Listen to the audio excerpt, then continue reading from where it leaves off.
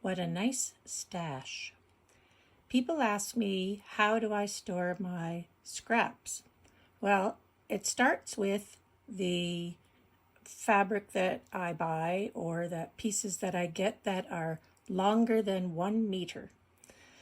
1 meter seems to be a big enough piece for me to fold and put on this shelf.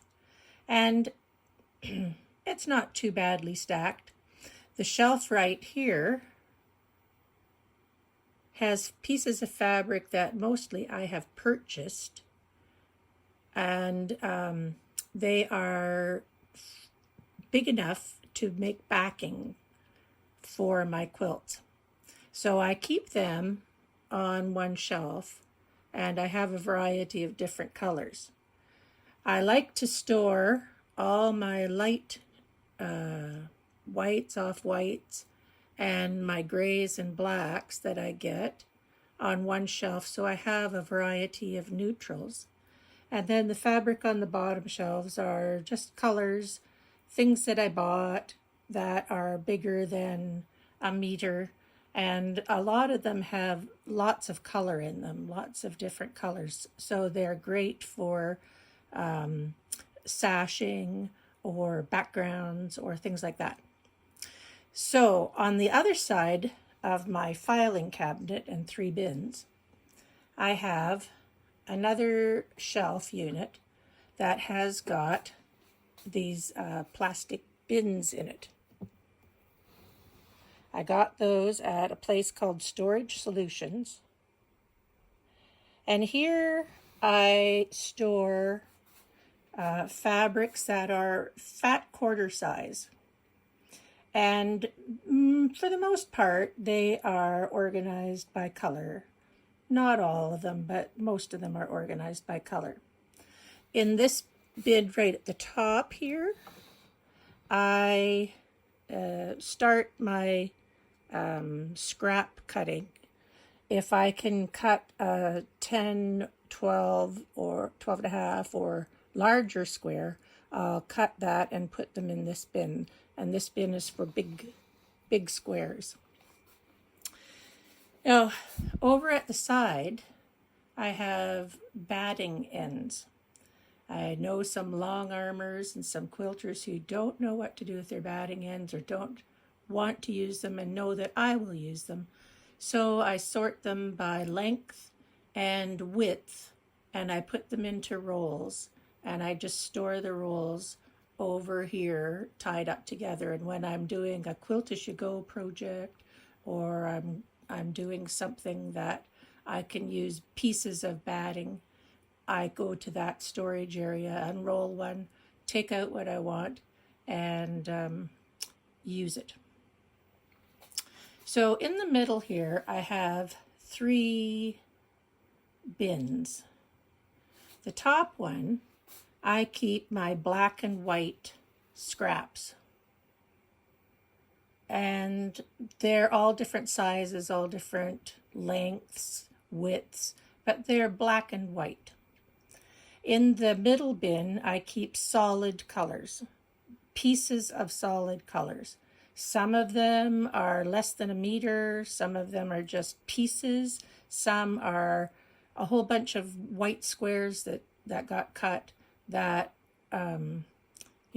somebody didn't want and donated to me. But they're all solid colors. The bin on the bottom, I keep orphan blocks. So if somebody gives me a bag of their scraps and in it is a completed block that has a nice design, I will put it into that orphan bin block, and I will just save it until I get something that will go along with it, or I have a place that I can use it.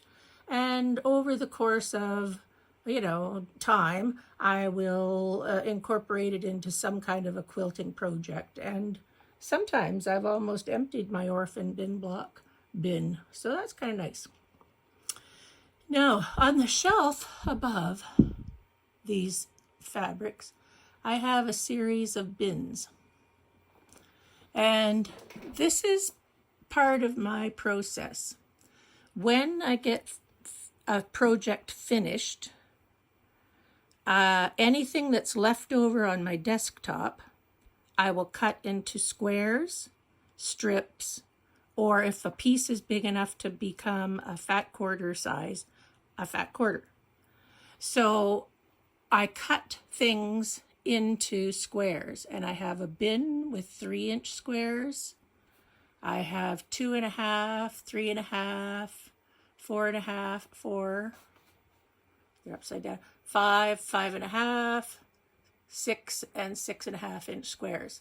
And like I said, over here, the top of this row, I have bigger squares than 6.5 inches. I don't make very many, but when I get a pile of them, I'll make something with it. So that is my basic storage. But in the past couple of years, I've been gifted lots and lots of scraps that people have donated to me, and that I've processed into storage that is accessible to me. I don't want to put anything into plastic bags or put it away that I can't see it. I just want to make sure that I can use it. So I splurged, and under my desk, do it this way, under my desk, I have a bunch of bins that I've somewhat sorted into colors, but those pieces don't really fit the category of a strip, which is the width of fabric and whatever. And some of them are bigger, some are small, but there's a lot of them. So this year I've concentrated on trying to use a lot of these fabrics that are under my desk. And even though it looks like there's a lot now, boy, this is half of what I had at the beginning of this year. So I make sure that before I start a project, I can sort through these bins. Once they get to the point that they're really messy, I will dump everything out and I will assess what's in it. That is, I will sort out pieces that I don't really want anymore, that they've been cut up, that they're odd shapes, that they're all bias. I don't like that either. Or just something is wrong with them. Sometimes I get stuff that has spray glue on it and it sticks to things, and sometimes I get things that have got iron-on interfacing or starch on them, or they smell, and I don't want to keep them. So I just discard those. But basically, that's the way I store things. It works for me. I always go to the bins before I start a project to find things that I can use. And I get a lot of inspiration out of these bins because I wouldn't buy that fabric. I like using it. I like seeing the combinations of colors and patterns and styles when I put something together.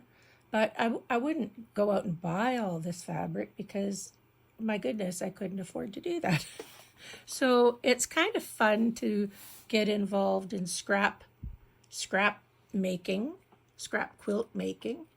But you have to be able to get the fabric that you want to use at a time that you want to use it.